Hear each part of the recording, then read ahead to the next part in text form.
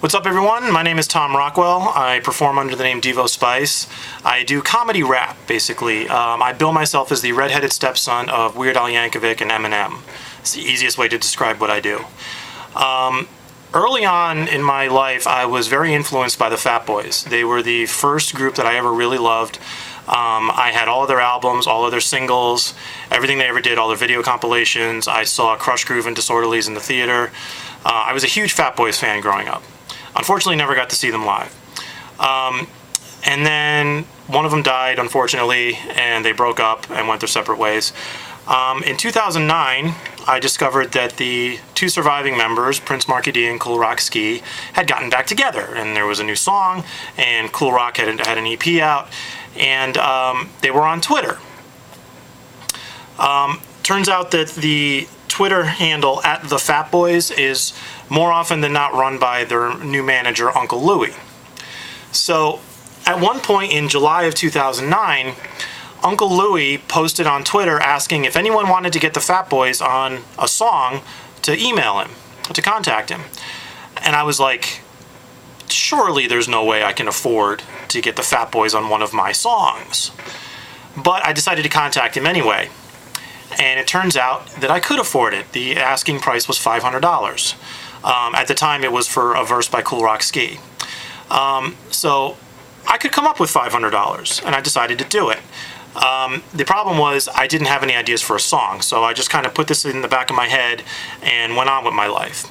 Until the following year, April of 2010, I had an idea for a song called Seven Deadly Sins. The idea being, remember I do comedy, the idea being that this guy is using the Seven Deadly Sins as basically a checklist. So wrath, he's the most angry, and all the other ones. And I thought it'd be funny to get the Fat Boys to come in for the gluttony verse, saying, no, you don't know how to do gluttony, we know how to do gluttony, and then just put me to shame in the verse. I thought that'd be funny.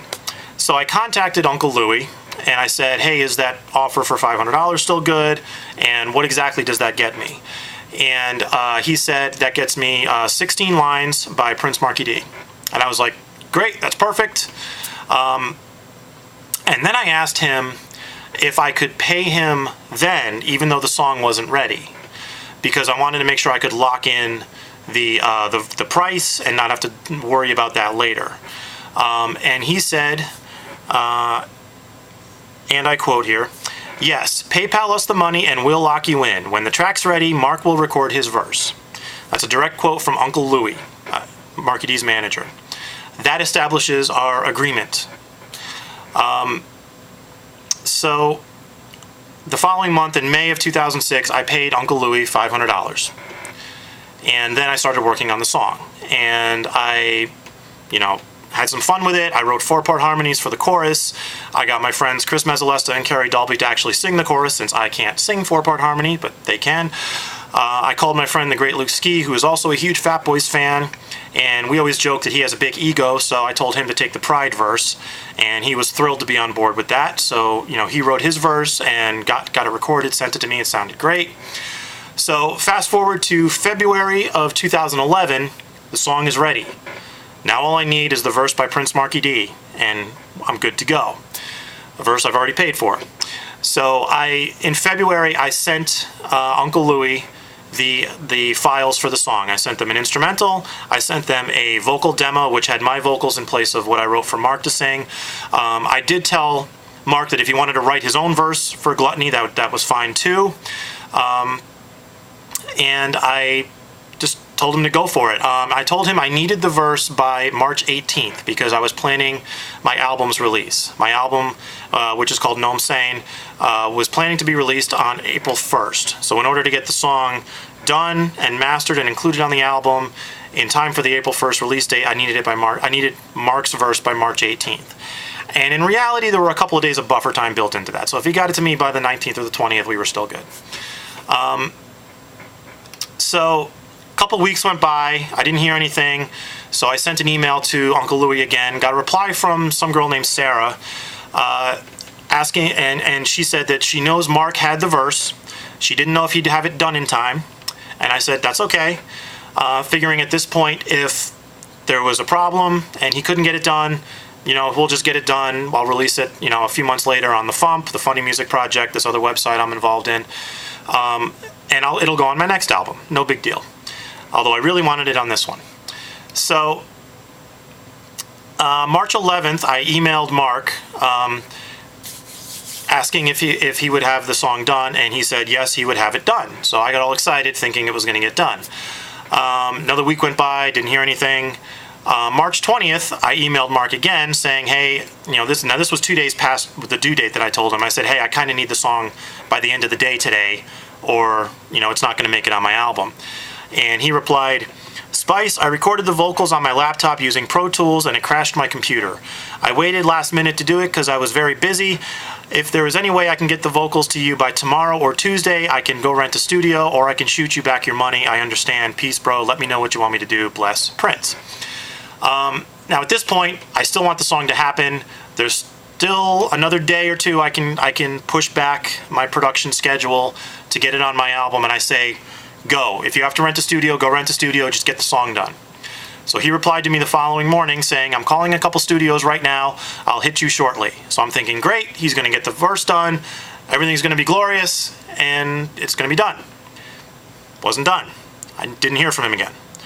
So April 1st came, I released my album without the song on it, and I did an iTunes rush, got all my fans to buy the album on iTunes on the day it came out, and made it to number 28 on the hip-hop charts on iTunes, which was freaking amazing.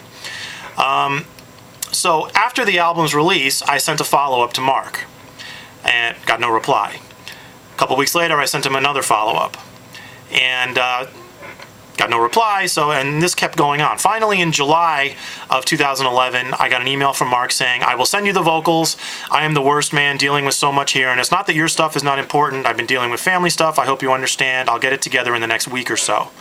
I sent him an email saying, fine, I understand, no problem. Just get me the vocals as soon as you can. So sent another follow-up email on August 1st. Another follow-up email on August 7th. I got a reply from him this time saying, you will have it by week's end. I booked studio time for Wednesday and Thursday. So now I'm all excited. Again, all excited. You're noticing a pattern here. I'm getting all excited. So, all excited. The song's going to happen. Finally, he booked studio time. It's going to get done. Didn't hear from him. August 23rd, 2011, I sent him another follow-up email saying, hey, did you do it? Did you record it? I got a reply on the following day from Mark saying, I did 3 different verses, please just use one, I'll send in a little bit. Again, all excited. This time the verse is recorded. All he has to do is send me an email. How hard could it be to send me an email with an attachment? Never got it. So, September, I send him a follow-up email, no reply. 3 weeks later, another follow-up email, no reply. I actually had it in my project management software, which I use to manage all the projects I'm involved in, that every 3 weeks I would send him a little reminder email saying, hey, how about that file you recorded? All you got to do is send it to me. You don't have to mix it, you don't have to master it, just send it to me. Just email, attach, just send it, and we're good. And nothing. And weeks go by, months go by, nothing. Finally, January of 2012, I sent an email to Uncle Louie. After getting no replies from Mark, I got a reply, which I believe was from Sarah, saying that she thought this had been done a year ago and CC'd Mark asking him to follow up, which of course he never did. So I followed up with Uncle Louie again, January and February, nothing, CC'd Mark on all of these. Finally, March of 2012, my patience ran out. I had to put an end to this for the sake of my sanity. I just couldn't deal with it anymore. So I emailed Mark at both of the email addresses I had on file for him, and I emailed the Uncle Louie music group saying, I'm imposing a deadline. I want the verse by April 30th. Now that was a month and a half. You'd think a month and a half would be enough time to send an email. Apparently it wasn't. April 30th rolls around. This is the due date. Still no replies from anybody. Not from Uncle Louie, not from Sarah, not from Mark, nothing. So I emailed both of Mark's addresses again. I emailed Uncle Louie again, stating, time's up. I want the file by the end of the day, or I want my money back. And I got a reply from Louie, which said, Tom, time's up? I don't even know what you're talking about. Stop sending me these emails. And that really pissed me off. The fact that Louie wouldn't even look into it and just brushed me off and told me to go away. That is as bad a customer service as you could possibly do for your company. I run the FUMP. If I offered that kind of customer service, every time somebody had trouble downloading an MP3 from the site that they paid for, if I told them to go away, what kind of message would spread very quickly that, you don't buy songs on the FUMP because you're not going to get them. And, but that's what he did. He told me basically to go away. I paid for something that was never delivered, and he basically said, tough luck. So after I calmed down, I composed a very long email to Uncle Louie, and as I was about to send it, I got a reply from Prince Markie D. And the reply said, Lou, I'll handle this. Tom, I got you, sir. I will send the verse shortly. So once again, now it's rage subsiding, relief, getting excited again. I gave him one more week. Verse never came. So May 7th, I emailed both Markie D and Uncle Louie asking for my money back by the end of the month. On May 16th, I emailed Uncle Louie directly, politely, asking for my money back by the end of the month again. And got a reply from Louie that said, Tom, as advised in a previous email to you, this is between you and Prince Markie D, not you and Uncle Louie Music Group, which is wrong. Remember the agreement that we established early on between me and the Uncle Louie Music Group where I pay him and then Mark records the verse when he's ready? That was our agreement between me and the Uncle Louie Music Group. So I replied telling him that, and then he replied saying, Tom, you asked me to pass along money to Mark, which is not true. I did as you asked. I provided no agreement, no contract, and no warranty. As mentioned, you made an arrangement with Mark, and you need to deal with him. I won't be responding to any more emails. And he hasn't. So he's good to his word on that part, at least. So June 1st rolls around. I email Mark. I email Uncle Louie one last time asking for my money back, and got no reply. So at this point, I had no choice but to file a lawsuit. So I filled out the paperwork to file a lawsuit in small claims court here in New Jersey. And on July 16th, I had my day in court. Now, because Louie only owes me $500, I wasn't expecting him to show up in court because it would probably cost him more than that to fly to New Jersey, spend a night in a hotel, and appear in court the next day. So I wasn't expecting him to show up. Usually what happens in small claims court is if the defendant doesn't show up, the plaintiff can ask for a default judgment, and the judge can say granted, default judgment, and the plaintiff is basically guilty and has to pay the money that they were sued for. Because Uncle Louie was out of state, the judge wouldn't do that. He requested that I give my testimony about what happened. So I basically told him everything that I just told you.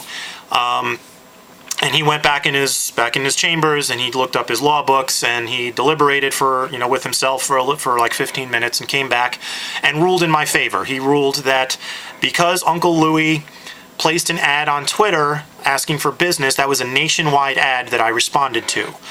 There was definitely an agreement between me and the Uncle Louie Music Group for the services that were supposed to be rendered. I paid the Uncle Louie Music Group for those services, and those services were never rendered. So because of those 4 findings, he had no problems awarding me the judgment. So I was awarded $522, the $500 that I paid Uncle Louie and $22 in court fees. So that's what happened. Now, as of yet, I haven't been paid on the judgment yet. Louie to this day is maintaining that he was just the middleman. He took the money, passed it on to Mark, and I have to deal with Mark. For the record, I will take the money from Mark. If Mark wants to refund me the money, fine. I will drop it. Mark hasn't done that. I've asked him to. I asked him repeatedly in my little timeline here, a document which I have since made public. I've documented several times. I directly asked Mark for my money back, and he has never sent it. So if Louie doesn't want to pay me, he can get Mark to pay me, and I will be fine with that. So the other day, I released a podcast. I do a monthly podcast called The Insider, which is just a little spoken word podcast, basically what I'm doing now, only it's audio, about what I've been up to, what I'm doing, things that are in the news and whatnot. And I finally talked about this lawsuit. And this situation's been going on for over 2 years now. And I finally talked about it publicly on the Insider. Now, I only have a few dozen people listen to this podcast. It's not a popular podcast. But when I posted on Twitter that, hey, this month's episode of The Insider is up, I said it involves my lawsuit with at Prince Markie D and at Uncle Louie. Well, Louie saw that, and I was hoping he would see that. The idea with hoping he would see that is so he would say, okay, fine, here's your stupid money, just shut up now. And he didn't do that. Instead, he replied to my tweet. And the first reply, he said, dude, you sued me for something that had nothing to do with me. If you slander me, I will show you a real lawsuit. He then followed that up with, we need to talk before this goes in a direction that you will not like. I can handle this like a gentleman, and I can ... And he never finished that sentence. I don't know where he was going with that. But basically, I took those as a threat because I felt threatened after reading them. Then he posted from the at the Fat Boys Twitter account, racist Devo Spice, and then had all of his other accounts retweet that. So We Be Hip Hop, Uncle's Assistant, Prince Markie D, Cool Rock Ski, Uncle Louie MMA, Eric B and Rakim, Uncle Louie, and Copper Soul all retweeted the Fat Boys, racist Devo Spice. So I've been called a racist by several of my favorite rappers. That has to be some kind of achievement unlocked victory. So all of these tweets have since been deleted, but I do have a record of them, and I have screenshots which I posted on my LiveJournal entry. Just today I posted an entry listing a brief timeline, as short as I could make it, of everything that happened, including screenshots of all the emails between myself and either Uncle Louie or Prince Markie D, and some of the Twitter interactions that we had. And I posted screenshots of these last things that Uncle Louie posted on Twitter. So going forward, all I want to come from this is I want my money back. I will still take the verse if they are ever so inclined to send it to me. I don't think that's ever going to happen. And frankly, at this point, I would just prefer to have the money back, because what's happened here has tarnished this song beyond repair for me. I'm never going to be able to listen to this song and enjoy it, because I'll be hearing the song and I'm only going to think of the 2 years of anguish that Prince Markie D and Uncle Louie put me through. And that's the other thing that really sucks about this is, as I mentioned at the beginning of this video, I was a huge Fat Boys fan growing up. I learned to rap by copying Prince Markie D on his songs. And here I had a chance to work with this guy, and it just blew up in my face. And they basically held me down and shit in my mouth. That's how I feel right now. And, I don't think I'm ever going to be able to listen to their music again and enjoy it. I'm not going to be able to go back and pull out my old Fat Boys tapes and listen to them and enjoy them. And, so he basically just robbed me of that whole, years of my youth where I used to, roller skate around in the basement listening to the Fat Boys songs. Yes, I was that type of person. But going forward, I just want my money back. I don't want anything else I'm not asking for $1 million in pain and suffering. I don't care about that shit. I want the $500 back. Yes, as Louie said in a tweet to somebody else, it's only $500. It's not $50,000. Well, you know what? $500 may not be a lot of money to you, but it's a lot of money to me. In case you haven't noticed, I'm not in a recording studio right now. I'm in my basement. This is where I record. This is where my children play, as you can see from the crap that's behind me. So $500 is a decent chunk of change for me. I mean, it's not so much that my kids are going to go hungry, but it's enough that I want it back. So that's what happened. So you can find out more stuff about me at devospice.com. If you're into funny music, check out the Funny Music Project at thefump.com, thefump.com. The post about everything that happened here with all the evidence is posted on my LiveJournal. I'll link that from devospice.com so you can find it, because I don't remember what the LiveJournal link is. Or if you just go to devospice.livejournal.com, you'll find it. So thank you for listening. Thank you for watching. And hopefully I'll get my money back.